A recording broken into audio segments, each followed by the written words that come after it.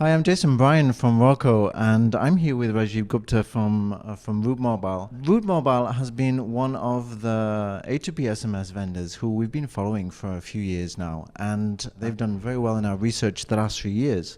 Actually, this year they reached tier 1 position in our A2P SMS research, so we're very happy to be here with Rajdip to understand a little bit more about why that is. I wanted to ask you, because this year's research we had over 300 operators contribute to the research.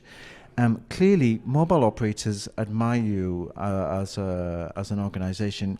Do you have a feeling about why that is? What is the reason, would you say? Yeah, I'm glad if they have admired us, and very thankful for them. And the reason I'll tell you very simple. Like we as a company are very focused in certain region, especially Asia, Africa, Latin America, and Middle East. And you know that there are maximum number of operators are there, and we are very strong in this region. And we have started our strategy like to be local, serve local, and start focusing more on enterprise and OTT players.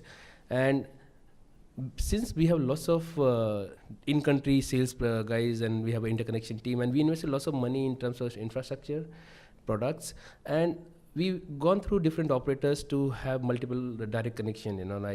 Recently we are able to interconnect more than 150 operators globally, and our target is to achieve 200 this year. Nice. So the kind of reach we have within the operator and the kind of revenue we are trying to generate for them, and I think they really love us, and they do see lots of potential working with Root Mobile.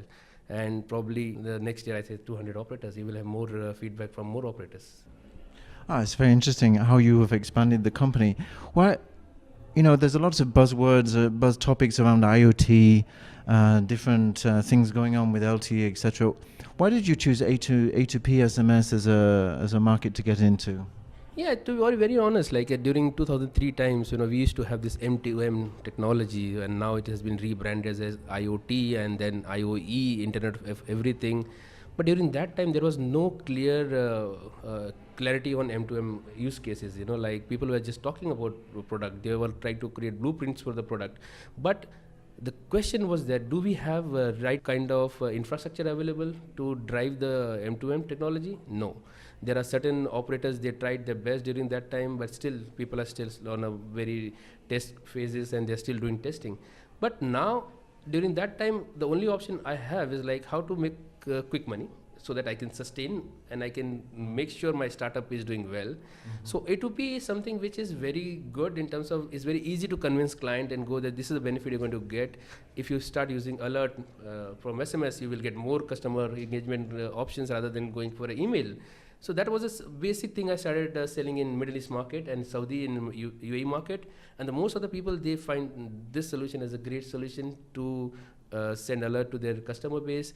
And we are very lucky that we got certain partners based in Saudi Arabia and Middle East, like UAE, and we got direct connection with them, and we just started building our business from there. And I think that's the story. Right. That's the history. And you just mentioned the 4 acquisitions that you've made as a company this year. I wonder if you can tell us a little bit more about 365 Squared. I mean, we know them as A2P monetization companies, very successful in the market.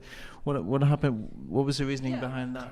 Yeah, I think this question has been asked by so many people, and it's good to answer in front of camera. I think my simple proposition on this overall acquisition is like, most of the operators, they do have firewall. But are they really monetizing it? No. The question is, having a great firewall is not the solution. Having the great analytics to understand which are the brands who are actually sending traffic and how to monetize it. So this company, 365 Squared, has a great analytic tool, and their managed services are so well defined. They are now almost monetizing 54 brands, which is really big. Wow. No other firewall companies, if I'm not wrong, maybe I'm correct, because they are the best guys in terms of monetization. So the reason I selected 365 Squared, because the way the team, the strength of the team, the product understanding, and the relation with the operators. I think that's the reason I thought this is the best company to buy, because I can drive with my own sales team, which is spread out across the globe, and they will have a different product line. They've got a small team now. With our own team of more than 150 sales guys, we have a huge potential to sell this across the globe now. Yeah.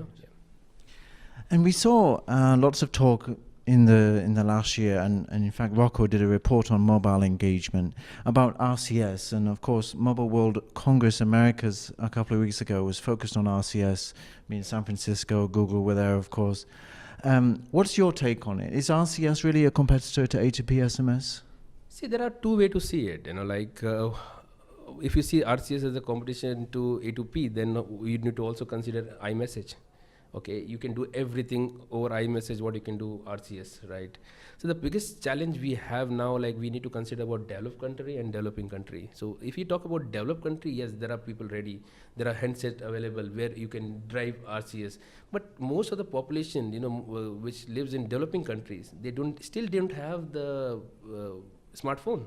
Okay, so we need to also consider the infrastructure of the operator. Are operator really ready to adopt RCS? If they are, there are how many? Like in a simple example of India, it's 1.4 billion people, just one operator supports RCS, which is the Reliance Jio, because they're new. Rest of the operator, they have no plan. They have not discussed single point that we are going for an RCS. Simple question, there are still tool available like WhatsApp, Viber. So there's a big question tomorrow if WhatsApp come up with a big enterprise solution where they can integrate the whole enterprise solution within their app, then RCS is again question mark.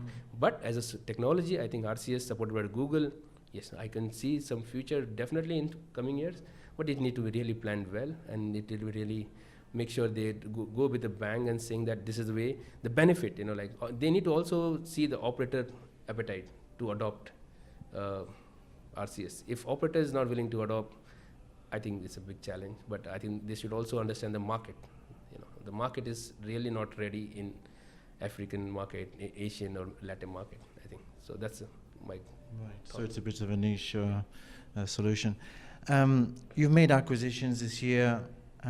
What's the next steps? What's the future of Root Mobile looking like? Yes, as a company, I think we are going to more focus on a technology. So A2P is just one part of a solution. Okay. So recently we rebranded our name from Root SMS to Root Mobile because I want to cater to entire ecosystem of mobile. It is not just SMS piece. So we need to focus more on a technology side. I think the next step for me is machine learning, AI, chatbot, and definitely data analytics and IoT. So I think the IoT space is now really built up, and I do see lots of use cases where people are going to adopt. But I think machine learning and AI is definitely going to be the next big thing. So these are the four or five things which I need to, as a company, we need to focus on, and that's our plan. Thank you very much, Rajdip, for your time. It's been a real pleasure to speak to you today, and we hope to see you in our future reports and greater success next year. Thank you very much. Thank you, Jason. Thanks a lot.